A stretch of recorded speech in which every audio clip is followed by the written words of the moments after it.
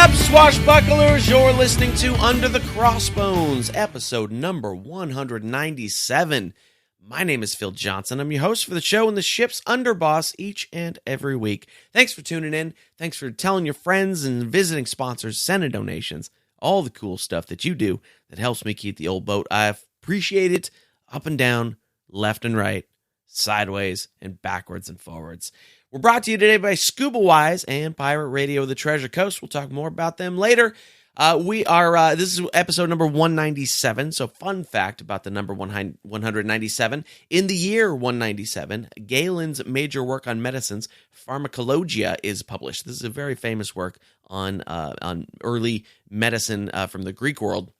And it was back before every commercial was about a drug, right? There was no ask your Galen if blah, blah, blah, blah, blah is right for you. That didn't exist in ancient Greece. And boy, do I wish it didn't exist now.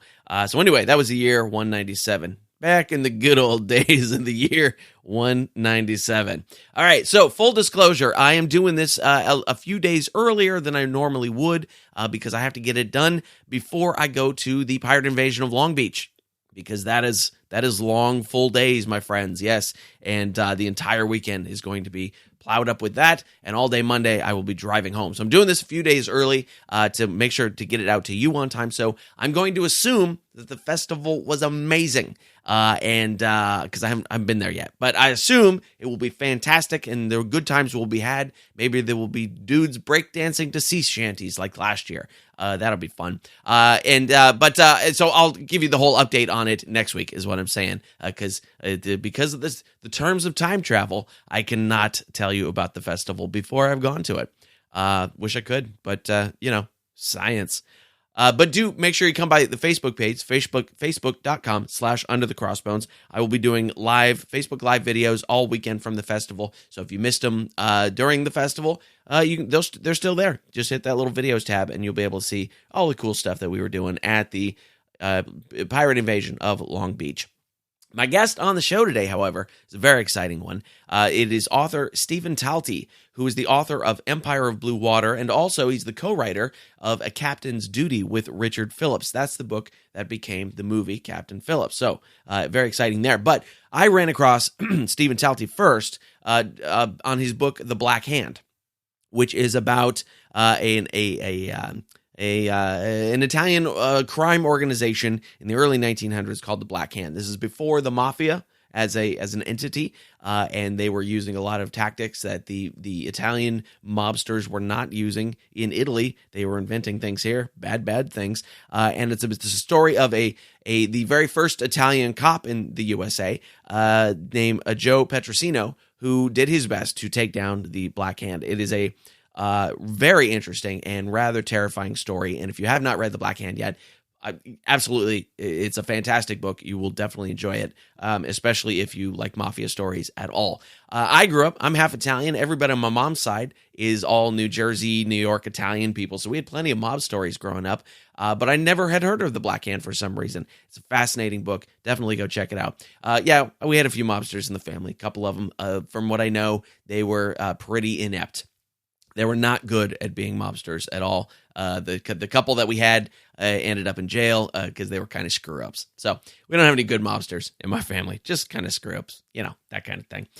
So anyway, after I found it, I was surfing around Amazon looking at some pirate books and stuff, and I found Empire of Blue Water, and I was like, oh, that looks like a cool book. And then I went to the author page, and I was like, oh, it's the same author of that guy that I just read the other book from. And that always is very exciting to me because whenever I'm encountering anything that's cool, pirate or not, I'm like, have they done anything piratey so I can talk to him on the show? So I was very excited to find out that Stephan Talty had actually written some piratey stuff so we could have him on the show. So we're going to talk about Henry Morgan's lasting legacy and character based on all of his raids. Was he a good guy? Was he a bad guy? Was he something in between? We're going to talk about the process of reliving the capture by Somali pirates with Richard Phillips in the retelling of the story for the book A Captain's Duty.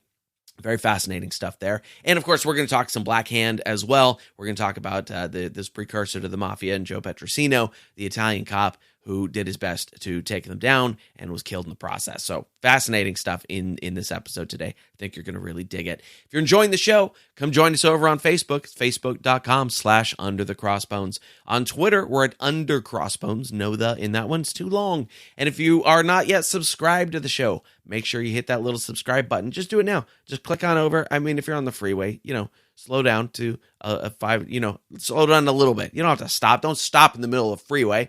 Geez, I don't want to be responsible for somebody rear-ending you because you stopped in the middle of the freeway. Slow down a little bit and go to your phone or whatever, if you're listening to this on, just click that subscribe button in your podcast app right there. Click subscribe, and then you'll get all the new episodes every Tuesday as soon as they come out. All right, that's how it works. Of course, it's free. We don't charge you for that. Of course not. And all the show notes are at underthecrossbones.com/197. So, because I'm doing this a couple days early, I ain't got any fun stories or extra news for you. Nothing's really happened yet. I've just been working. So, here's the tour dates that are coming up. Be sure to check these out. July 3rd, I will be headlining at the Wind River Casino in Redding, California. Come join us for some pre-4th of July comedy. On July 11th, I will be headlining at the Rampart Casino in Las Vegas, Nevada, and hanging around Las Vegas for the weekend, too. July 12th, I'll be on the Hilarious 7 show at the Hooters Casino there in Vegas. And on the 13th, I will be at the Jokesters Comedy Club at the D Casino, also in Las Vegas, Nevada. And, of course, the big show coming up August 16th at the Comedy Palace in San Diego. We'll be filming my new comedy special, Burning Sensation. And I want you to be there. If you're anywhere near the place, come on down. Go to philjohnsоncomedy.com/San Diego, and you can get links to both shows there. We're doing 2 shows that night, filming both of them. And you can use the code PHIL50. That's PHIL 50, PHIL50. To get 50% off your ticket price. And that is a deal for you and also how the club is tracking how many tickets I sell. So please do use that discount code when you get your tickets. And if you're not anywhere near there and you're like, oh man, I wish I could go to the show, you might know somebody in San Diego who you can send to the show in your stead. So you could do that. That would be nice of you. We're brought to you today by Scuba Wise Treasure Expedition Sunken Treasure Workshop. This is a once-in-a-lifetime experience, man. It is very reasonably priced, and you should do it. If this is at all exciting to you, then you should definitely get in on this. You're going to spend the day with world-renowned treasure hunters in the Florida Keys, learning how to find sunken treasure on the 1733 fleet of Spanish galleons. They're down there, under the water, ever since 1733, just in the Keys, just rotting. And you can go down and visit them. It's a family-friendly trip. You can scuba, you can snorkel, you can just come out for the boat ride if you don't want to even get in the water. That's cool too. You're going to explore real sunken Spanish galleons. You're going to see cannons, all sorts of good stuff. And your hosts are amazing. Carl Fizz Fismer, Captain Carl Fizz Fismer, who you heard back in episode 108 of this show, world-renowned treasure hunter, the real-life Indiana Jones. He's going to be there, taking you in the water. Captain Bradley Williamson, from back on episode 181, you've seen him on Expedition Unknown on the Travel Channel. He's going to be there to take you in the water. And Dive Master Mark Littleton, who's got 35 years experience of recovering artifacts from ships like the Andrea Doria and the Pinta, all sorts of great stuff. These dudes know what they're doing, and they're gonna learn you up. They're gonna teach you how to do it. Not fluff. Hey, we're gonna float you in the water and then send you home. No, you're gonna learn real skills. You're gonna learn how to find shipwrecks to salvage. You're gonna learn about the legalities around it, all the technology used in wreck diving, and if you really want to get into it, they're gonna show you how to go out and find the money to do your own wreck diving projects. And when they mean find the money, they mean find other people's money. That's the best way to do a project. Yes, you're going to get pictures of your trip included free, certificate of completion, new friends that'll last a lifetime. It's going to be fantastic. Go to underthecrossbones.com/scuba to check it out. And you can get a free treasure map just for checking them out. So go to underthecrossbones.com/scuba and sign up for the Scuba Wise Sunken Treasure Workshop right now. It's very reasonably priced. Like I clicked the button to see how much it was, and I was like, oh my gosh, yeah, if I weren't claustrophobic and afraid of large bodies of water, I would be totally down with this. But if you like large bodies of water and getting in a suit and putting the air thing in your mouth, oh man, you should definitely do it. It sounds great. I wish I could. I'm a scaredy cat. If you want to support this show in other ways, you can do that. Come on over to the support page, underthecrossbones.com/support. Right there's a little PayPal box. You can put a donation in there of any amount you feel appropriate. There's an Amazon banner. Click that Amazon banner.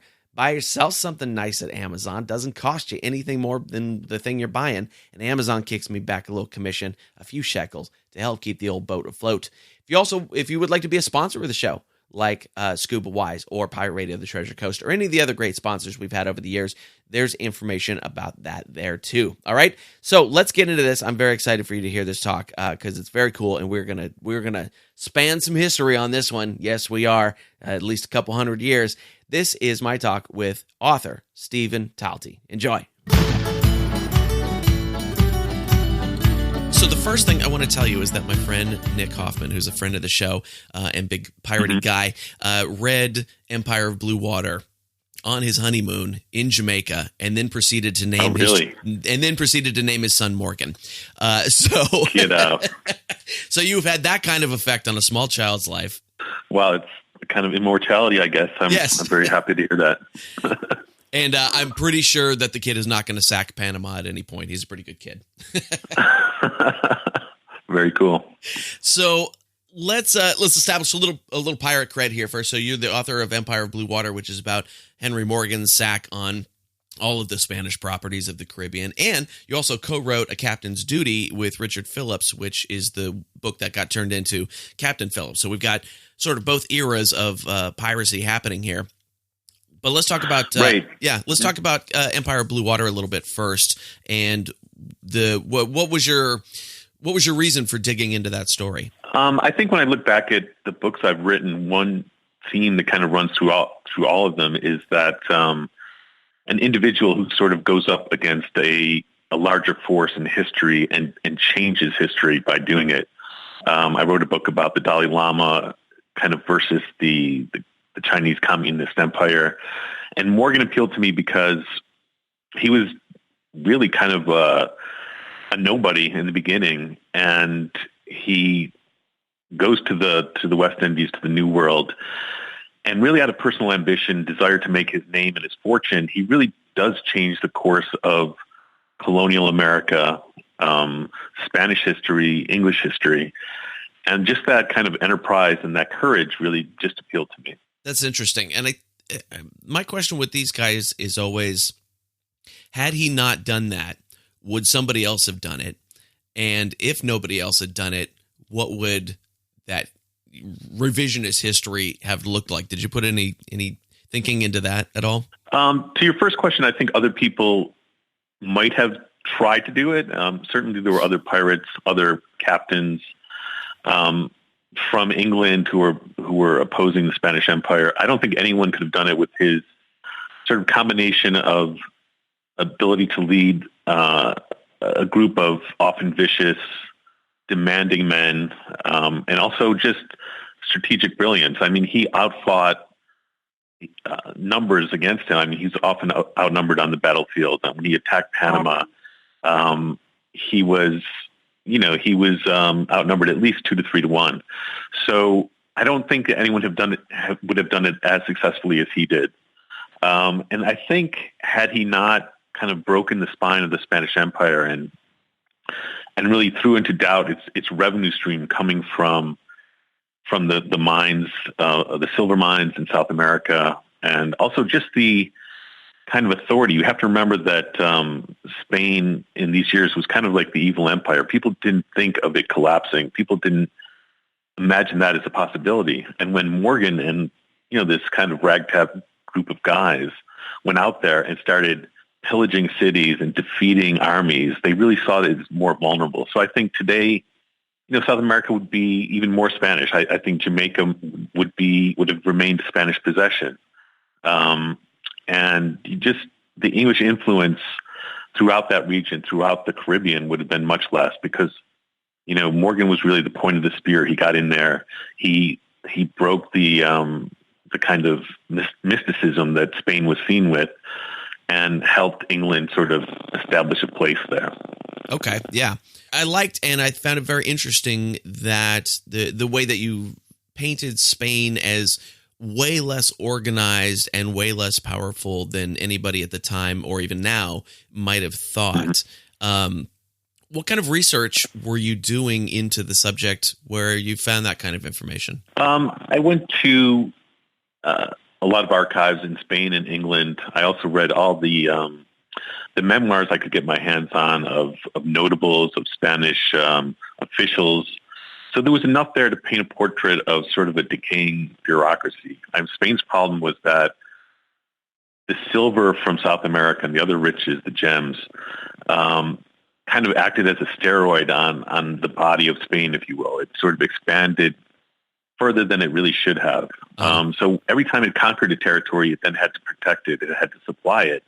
It had to man it with soldiers who had, no motivation the way that Morgan did. They were being paid a pittance, a salary, and they were manning a fort that might not see an enemy approach for years at a time. So Spain had to protect this huge territory. All Morgan really had to do was choose the sort of choke points, the most vulnerable cities, and plan and then attack them. So he had the advantage sort of tactically, and that he knew when he was going to attack. The Spanish did not. Yeah, that's it. I was just sort of mentally making a comparison to the British Empire later on, and it seems like every empire eventually just overextends itself and then collapses back on itself like a black hole. I think. Yeah. I don't know if that's an accurate statement or not, but it kind of feels like it in my head. Had you made any of those other comparisons to other empires like that? I did think of the British Empire, and I also thought of the Conquistadors. I mean, when you look at comparisons for Morgan, it really is Cortez and the Conquistadors, because they had that original passion. They knew that they were going to share in the riches that they found and stole in South America, and they knew that they were going to make a name for themselves. So they had motivation in the same way that Morgan did. But once you sort of establish a beachhead in a certain country, it then is taken over by the government.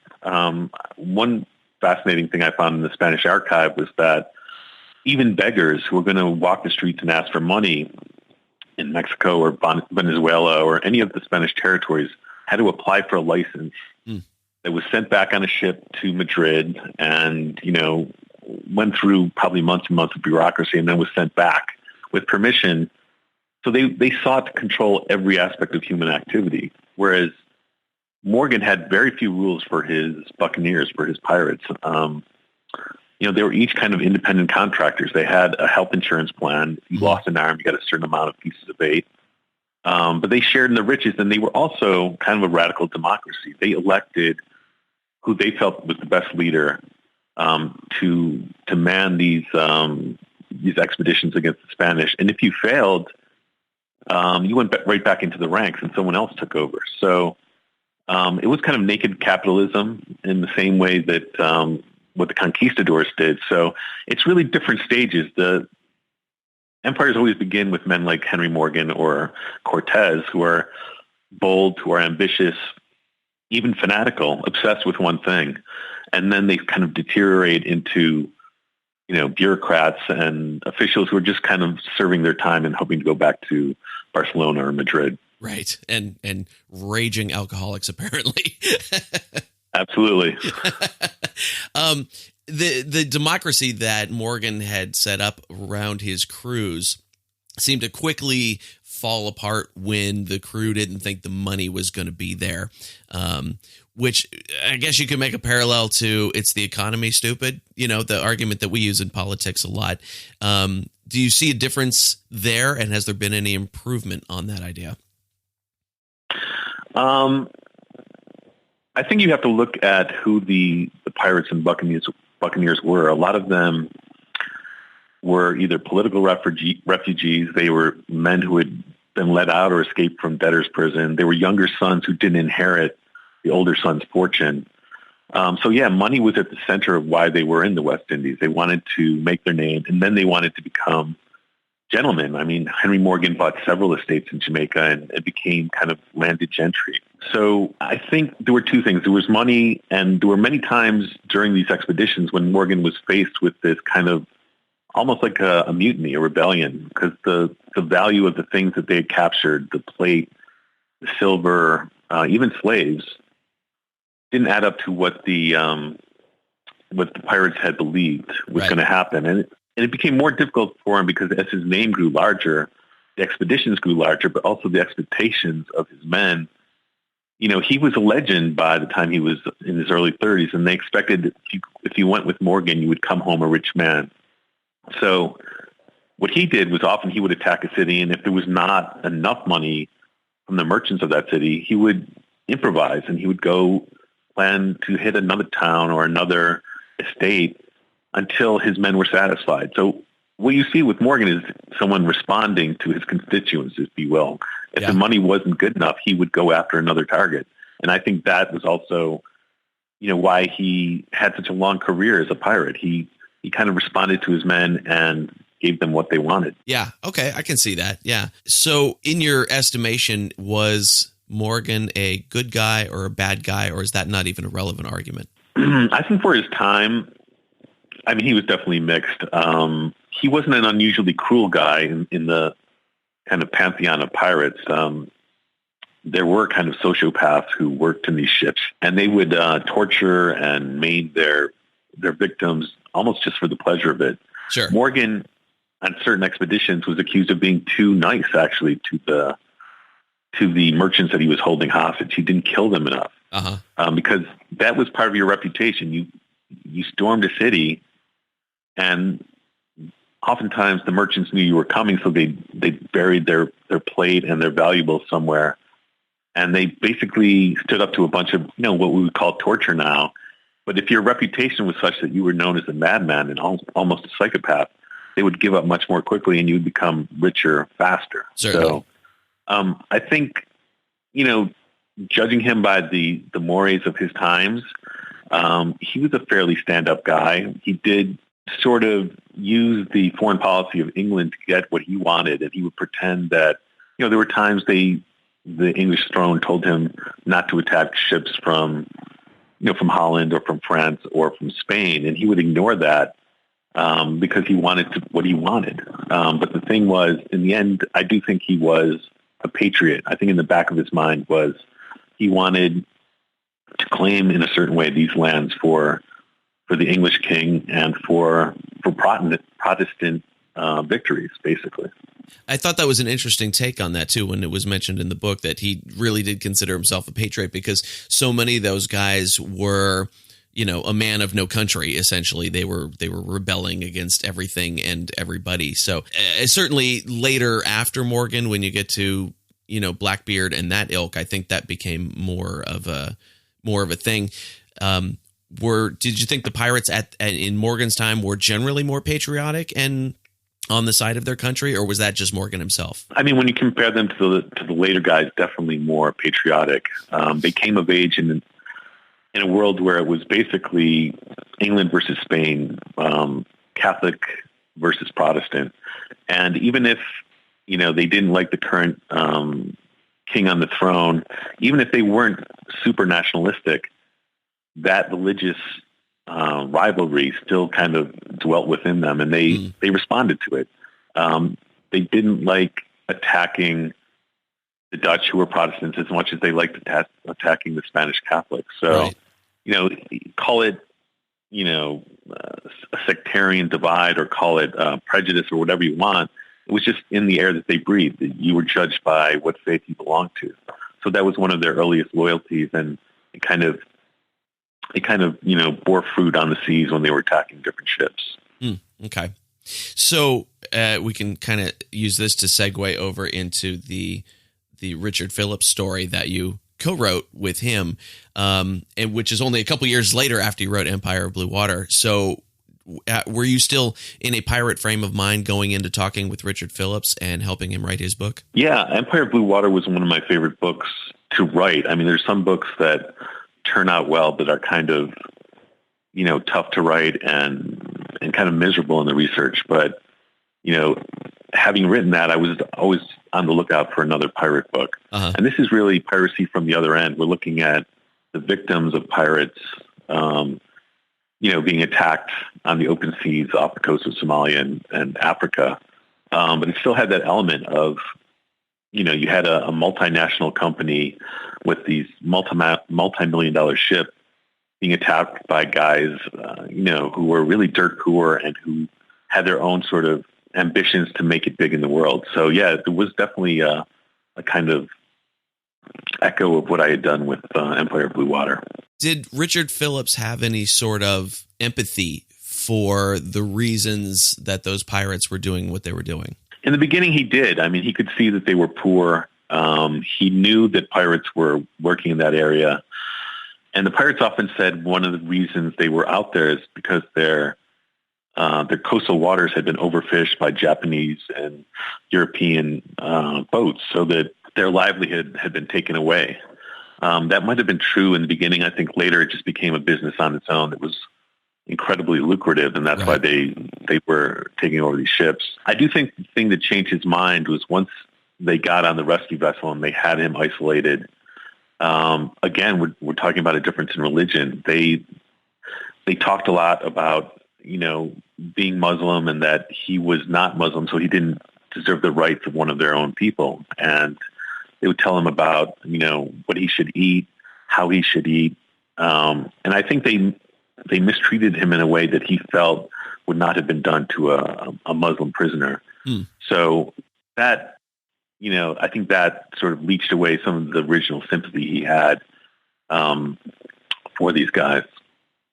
Yeah, that's interesting. Boy, it's amazing how much the religion always just keeps figuring back into these things. Was the process of reliving that experience with him, what was that like? Because I can't imagine that it was super enjoyable for him or maybe even you, but what was that process like of going through reliving that experience with him to write the book? It was interesting. I live in New Jersey, and I just drove up to Vermont, rural Vermont, where he lives. He has a nice piece of land that he was, he'd been in for years.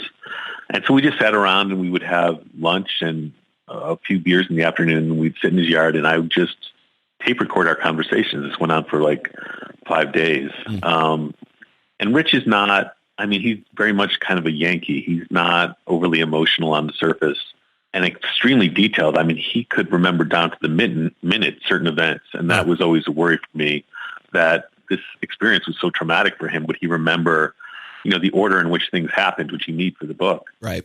So I don't think he was, upset by reliving it. I don't think he had PTSD in any, significant way. One of the interesting things was I kept asking him, you have the details in your mind. The narrative is very sort of exciting. But for the reader, I have to answer the question, what made you want to survive this? What made you want to get back home? Right. And, he had not really thought about that at all. He was just so focused on survival that he didn't think of the why of what he had done. So we spoke. I think I asked him on the first day about that. And then maybe on the third or fourth day, he said, I've been thinking about what you said. And I realized it was all about my son. He had a son and a daughter, and his wife, of course. And he felt that his wife and his daughter would make it okay if he sort of didn't come back. But his son was just at a vulnerable age. They were very close, and he felt that he would be devastated. So he's like, I realized I was thinking about my boy on that ship, and even more than my survival, I was worried about how he was going to do. So I think when you ghostwrite a book, it's almost like therapy. You're asking the person, how did you feel about that? That classic therapist question. Sure. Because you want that emotion in the book. So for him, who's a guy maybe not given to that much introspection about motives and things, I do think it was, it's more therapeutic than painful for him, just because of the kind of guy he was. Oh, well, that's good to hear. That's good to hear. Was there something in his story that you really weren't expecting that surprised you? I think it was really what he went through on that escape ship. They were on the Maersk, Alabama, which was hijacked by the pirates, and then they went onto a rescue vehicle. It was just the pirates and Rich. And I think the cruelty of the pirates really kind of shocked me a little bit. I hadn't heard it in the news reports, but they would put him through mock executions, which is something that Somali pirates on land also have done, or even ISIS members or something. They really sought to terrify him.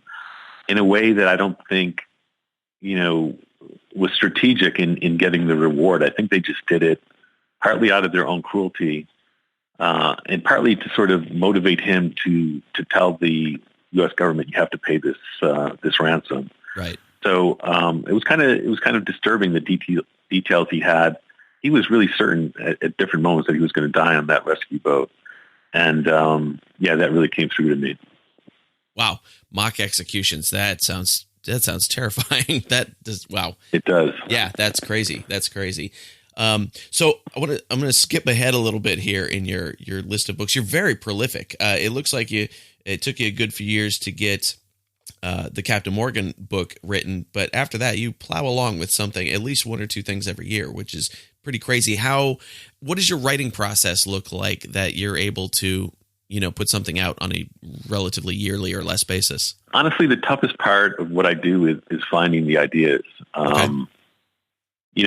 There's so many books written. It just seems like every significant historical event that's kind of exciting and also, important in a historical sense, it's already been written about. So even when I'm reading a newspaper, it's kind of an obsession of mine. I'm always looking for, is that a good idea for a book? It kind of drives me crazy. Sometimes I wish I could just read a newspaper and not think about that. But so I'm always collecting ideas for the next book, because you don't want to finish something and then be stuck for 6 months or 8 months without knowing what the next book is going to be. Sure.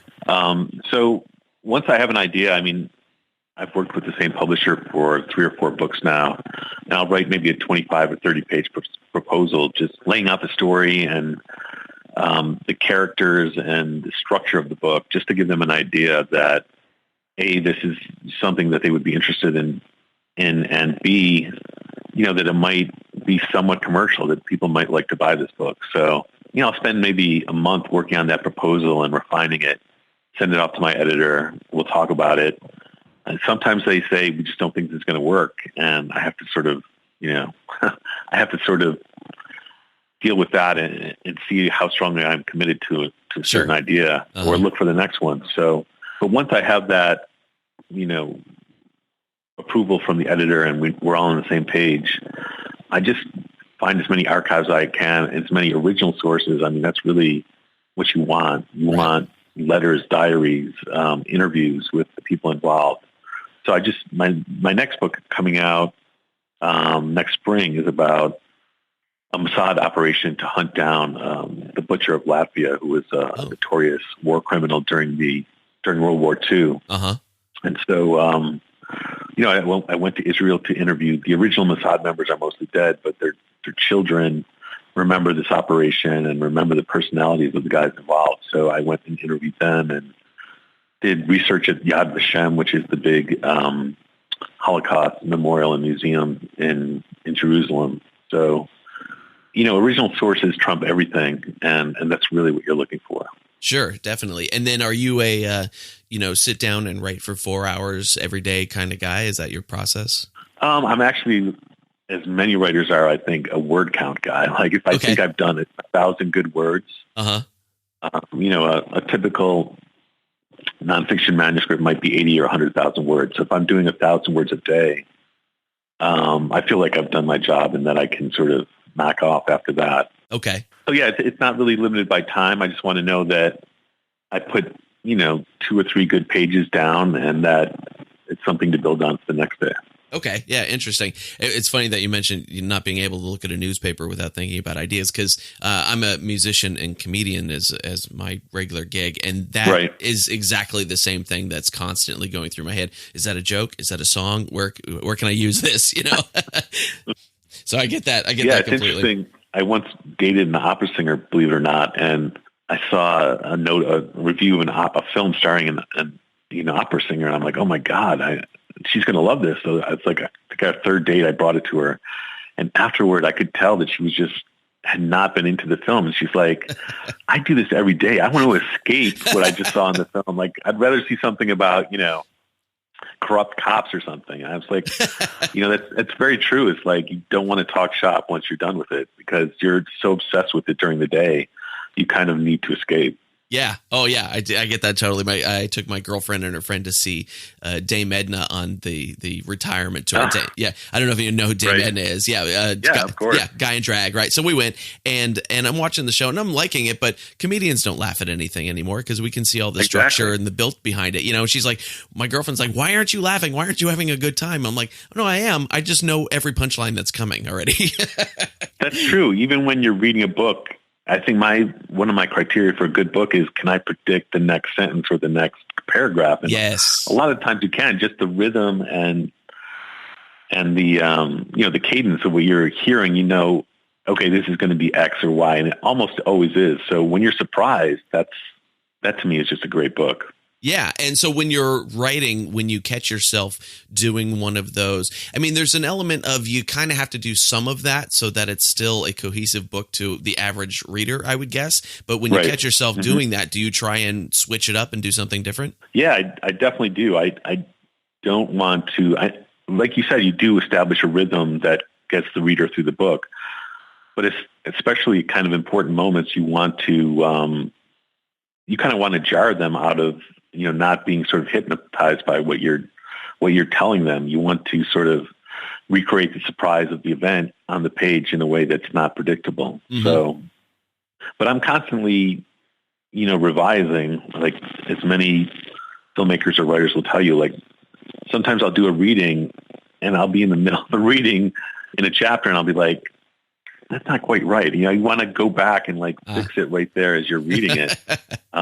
Or you just think of a better word. So yeah, it's kind of a curse of the artistic class, I guess. Yeah. Oh yeah, definitely. I rewrite constantly. It's why I eventually just film a comedy special so I can stop rewriting those bits. Absolutely.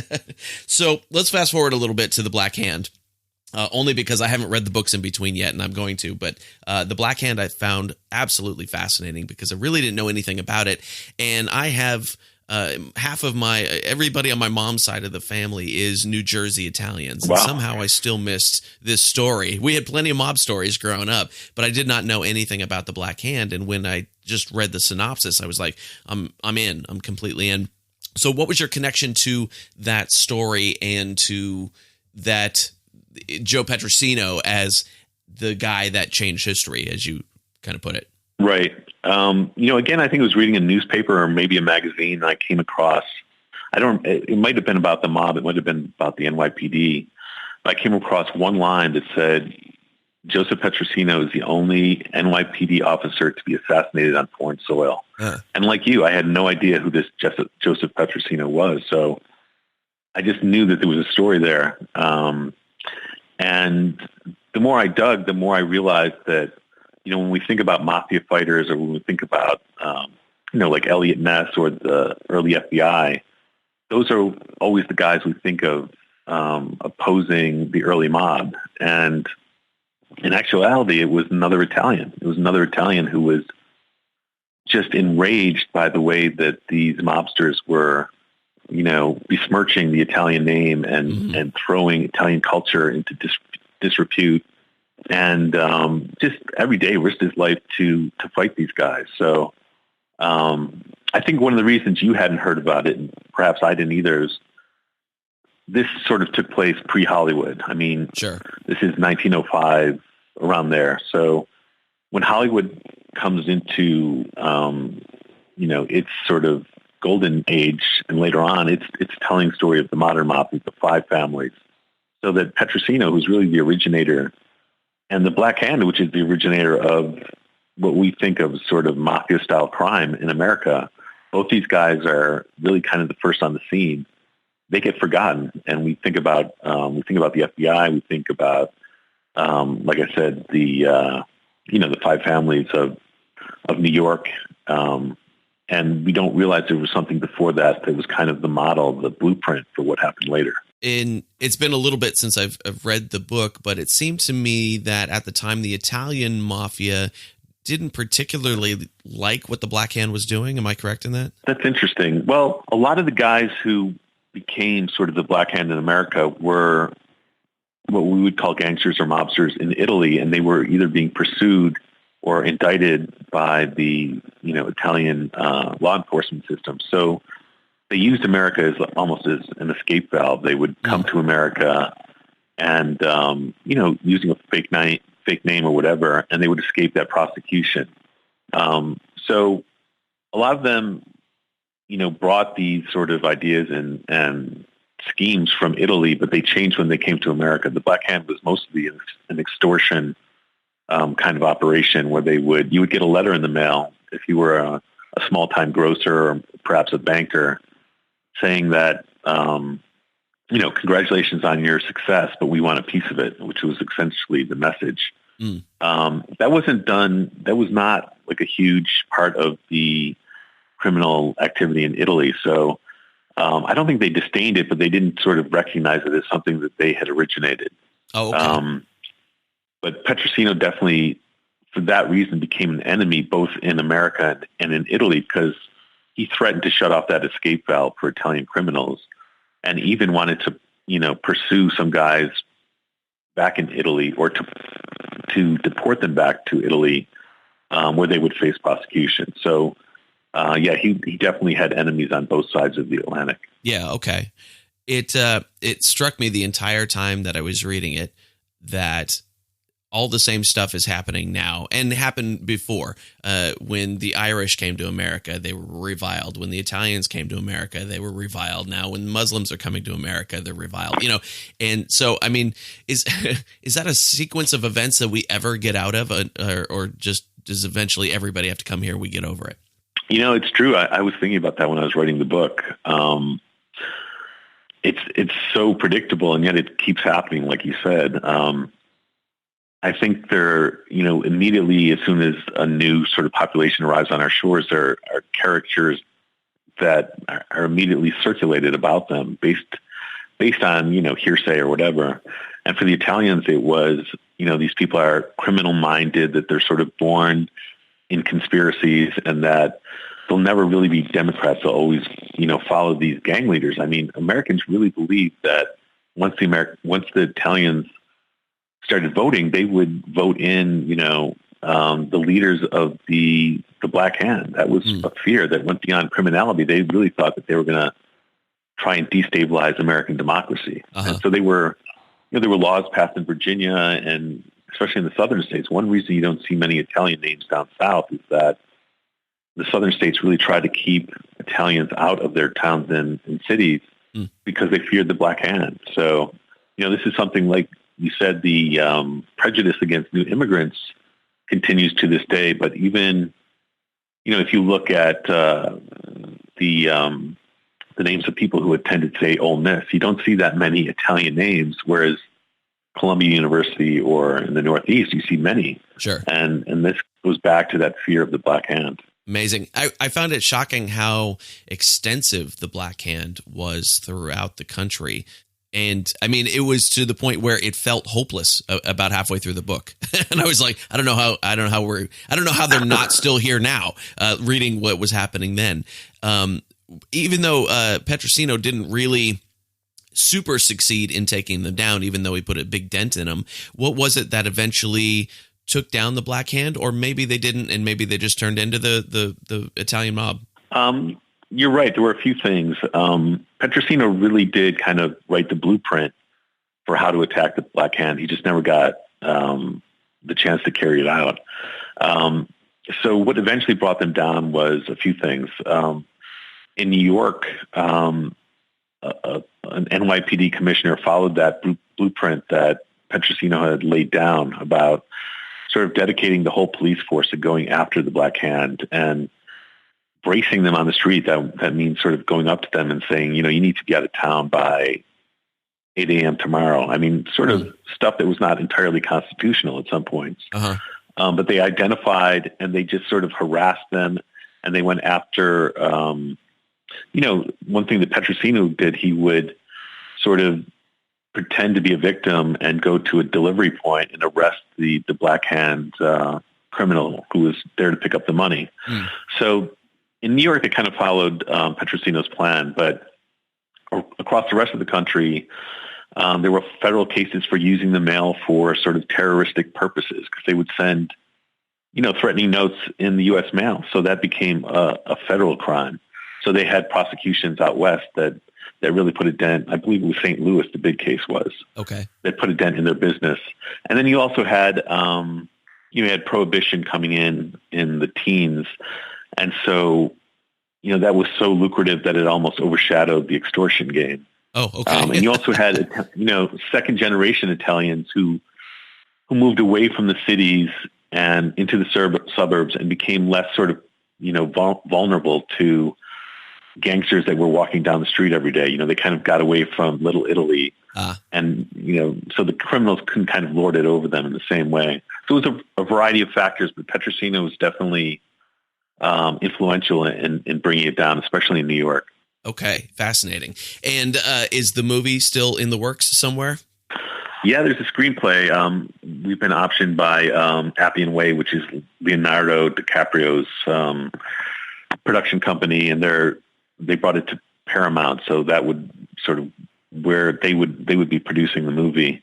There's a screenplay. The writer is kind of your last man on the totem pole when it comes to finding out what's happening with production. But, sure, yeah. They all seem excited about the project and doing it right and sort of telling the real story of the beginnings of the mob and mafia fighters in America. So if it happened, it would really be exciting. Good. I'm looking forward to it because the whole time I was reading the book, I was like, I want to see this movie. This would be a fantastic movie. And then I saw this morning that it had been optioned, and I was like, okay, yay. To reiterate what I said earlier, just to find out that it was really an Italian who stood up in the beginning, even though he faced so many death threats, and not someone who's more protected like an FBI agent or Elliot Ness. Right. I just find that interesting and kind of moving that he risked his life to kind of, save the Italian name in America. Was that the angle that kind of brought you deeper into the story than you otherwise might have been? Yeah. I'm attracted to immigrant stories. My parents both emigrated from Ireland in the 1950s. So I thought of them, and not that the Irish were facing discrimination at that point, but, just this guy who had nothing and he was the first detective sergeant in American history who was Italian. So he was a pathbreaker and almost like a civil rights figure, almost like, a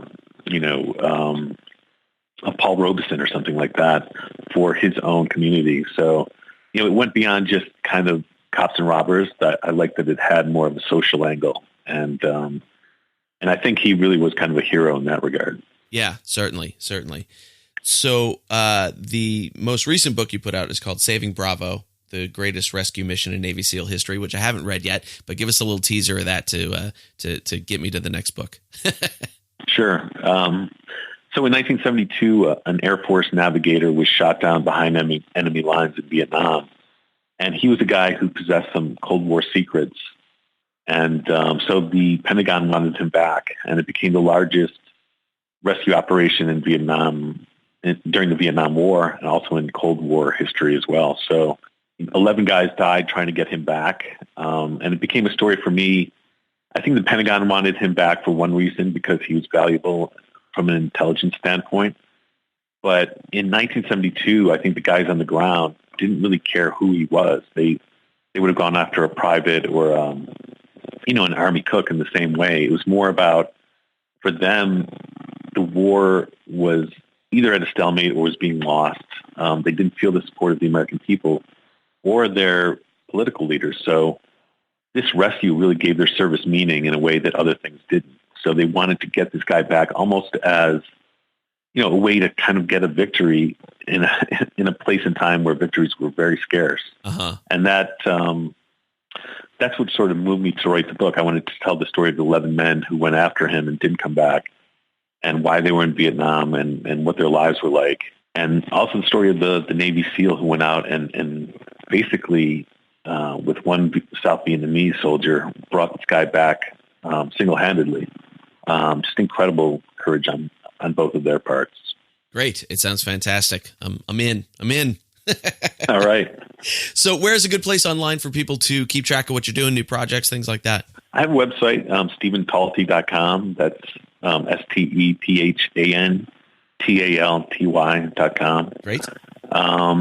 And, I have Twitter. I don't use Twitter that much, but Certainly the website would have the big news. Okay, great. Well, I'll put that in the show notes and make sure that's there and link up some of the books on Amazon and all that kind of good stuff. Stephan, thank you so much for your time today. This was really fun, and I'm always excited to talk to an author who I didn't know a year ago, and now I've discovered a whole treasure trove of stuff to read. That's great. I enjoyed it as well. Thanks so much, man. And there it is, friends. That was my talk with author Stephan Talty. You can get his books all the places where you get the books. Or just click on through to your show notes right now, and I will have links to them. They'll take you over to Amazon. And remember, if you go through Amazon, if you go through my links here, then Amazon kicks me back a few shekels. Everybody wins, and you're supporting the show and getting some awesome books about it. All right. So that's in the show notes at underthecrossbones.com/197. If you want to find out more about what Stephan Talty's up to, go to stephantalty.com. He spells it Stephan. Not Steph Curry. Steph Curry is ruining the name. Not ruining the name. He's ruining the pronunciation of the name. So it's pronounced Stephan, Stephan, Talty, Talty. All right, stephantalty.com to find out all the stuff he's up to. He's got a lot of stuff there too. We're sponsored today by Pirate Radio, the Treasure Coast, WKKC-DB, playing the best music of today's hits and yesterday's classics, and Pirate Radio Talk, playing the best pirate shows, including Under the Crossbones, 24/7, all commercial free. To listen, just go to pirateradiothetreasurecoast.com. or hit your favorite app store, pick up the Pirate Radio WKKC-DB app, and that is the music station. For the talk station, go to pirateradiotc.com or pick up the Pirate Radio Talk app. You can even ask your Alexa and Google devices to kick it on up for you. Go, hey Alexa, or whatever the thing is with Alexa, and say, play Pirate Radio The Treasure Coast, or play Under the Crossbones, and it'll do that for you. Your Google Android assistant thingy will also do the same thing. All brought to you by iTreasure Radio, the very best digital media from independently owned stations at iTreasureRadio.com. I also have an ebook for you. It's Pirates of Panama or Buccaneers of America by Alexander Exquemelin. After all this Henry Morgan talk, right, you probably want to go back and see some of the source material. This is that. Alexander Exquemelin wrote Pirates of Panama and published it in 1678 after his voyages with Henry Morgan. He was a doctor that ended up on them pirate ships and did the thing. So I've got a free little ebook version for you. Go to underthecrossbones.com, click the free ebook link, and you can check it out right there. And that is our show for today. Thank you so much once again for tuning in. I absolutely appreciate it every single ding-dang time. If you want to find out more about Stephan Talty, go to stephantalty.com to see what he's up to. And we have got some super cool episodes coming up. Next week, I'll tell you all about what went down at the pirate invasion of Long Beach, so you can look forward to that. I'll probably have some audio from that as well. And then we're going to be hearing from Mike Hawthorne, who is the author of a book called The Hungry Horizon, which centers around Bartholomew Sharp, who sailed with Henry Morgan. So we're going sort of one next generation after Henry Morgan. See, there's a reason I put these episodes in this order. I was thinking. Yeah. So we're going to hear about Bartholomew Sharp from Mike Hawthorne next week. And then the week after that, we're going to hear from Bounding Maine. Yeah, the vocal group. And that is a super fun one. They do some singing. It's going to be all great. And episode 200 is coming up. Yes, it is. And I'm not going to tell you what we're doing yet. I got a surprise for you. It's going to be fun. All right? If you got a suggestion for somebody you'd like to hear on the show, whether you know them or not, or are them, or whatever, send me an email, phil@underthecrossbones.com. You can use that email for any sort of comments you have about the show, and I will be happy to ignore them. Just kidding. I will answer you. I never ignore them. I will read and answer as many as I can possibly get to. Okay? So that's phil@underthecrossbones.com. And that's it. I'll see you next week.